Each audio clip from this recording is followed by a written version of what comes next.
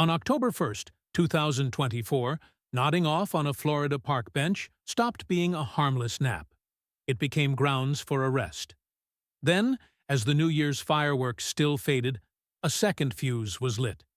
Beginning January 1st, 2025, any Florida resident or business owner could sue a city or county if a single sleeping bag or tarp appeared on public ground.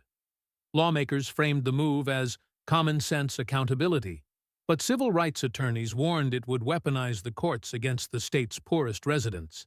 But the numbers hiding behind this hardline push tell an even stranger story.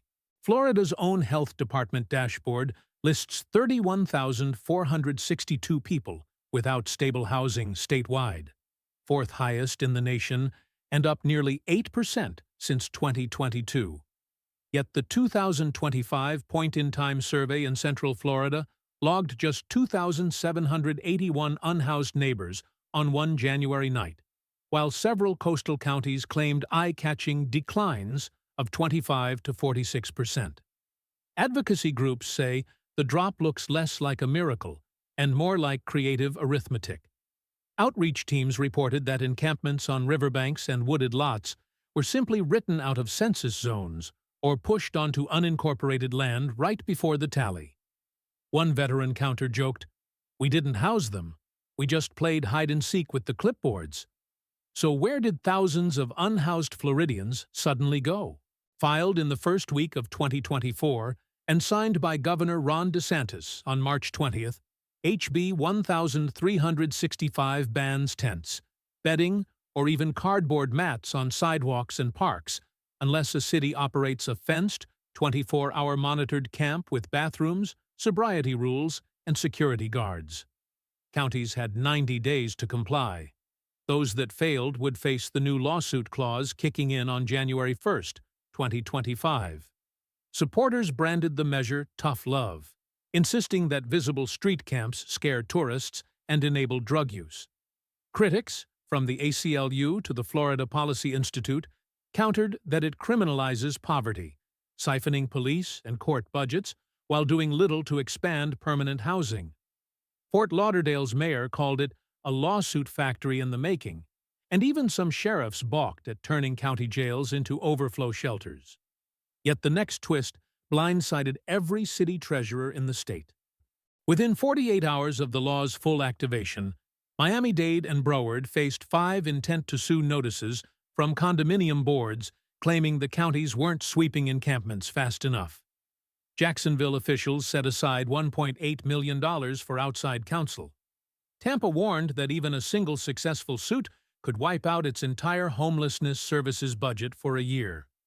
The scramble wasn't limited to attorneys.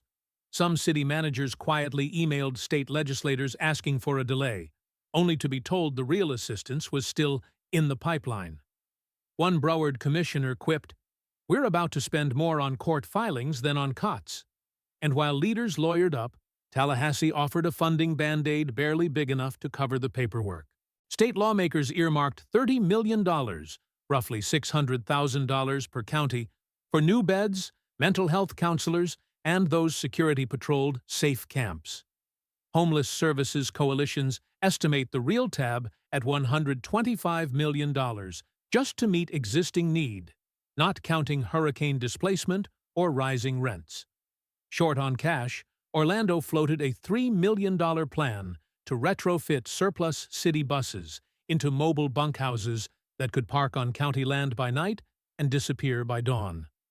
Polk County explored purchasing prefab tiny home pods, but admitted it could only afford 30 units for an estimated 900 unsheltered residents. One advocate summed up the math. It's like handing out umbrellas in a Category 3 storm. With coffers thin, counties turned to an old, controversial tactic. Simply move people out of sight.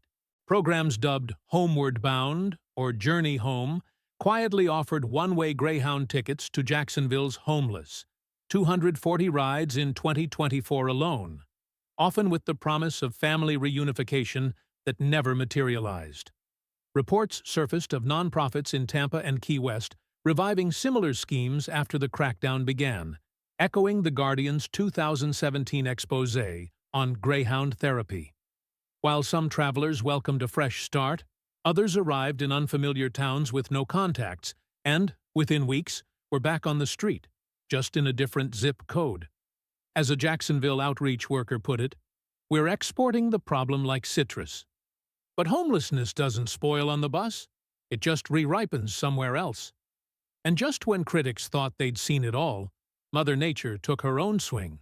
The 2024 storm season slammed Florida with $823 million in insurance claims, prompting Citizens Property Insurance, the state's insurer of last resort, to seek a 13.5% statewide rate hike. Even after regulators trimmed the request, premiums still jumped 6 to 7% for many homeowners. Costs inevitably passed to renters. Tampa's median apartment rent, already up 34% since 2021, climbed another $110 a month in early 2025, while Miami renters spent an average 53% of income on housing, well above the federal severely cost-burdened threshold. For thousands teetering on the edge, a flooded roof or a canceled policy was the last shove into their cars or the street.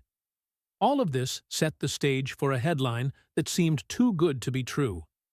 Northeast Florida officials celebrated a 49% plunge in unsheltered homelessness, down from 566 to 290 people, citing January's PT count. Digging deeper, watchdogs noticed the count now excluded large forested tracts and highway underpasses canvassed in 2024. Volunteers were also told to skip anyone temporarily staying in abandoned motels. Even the nonprofit that conducted the census conceded that methodology tweaks played a major role. Lake and Sumter counties likewise boasted a 28% decline, but a footnote revealed it reflected jurisdictional boundary changes, not shelter move-ins. One HUD consultant called the miraculous numbers a statistical disappearing act. The bodies are still out there, just beyond the flashlight beam. So, are the numbers falling? Or is the curtain? Florida's crackdown created postcard images of cleaner sidewalks, but behind the lens lie lawsuits, relocations, hurricane debts, and tens of thousands still sleeping unsheltered, only farther from help. The Sunshine State now faces a choice: pour resources into housing and services, or keep perfecting the art of making poverty invisible. Because when the next storm barrels in, the people we pretend not to see are often the first swept away.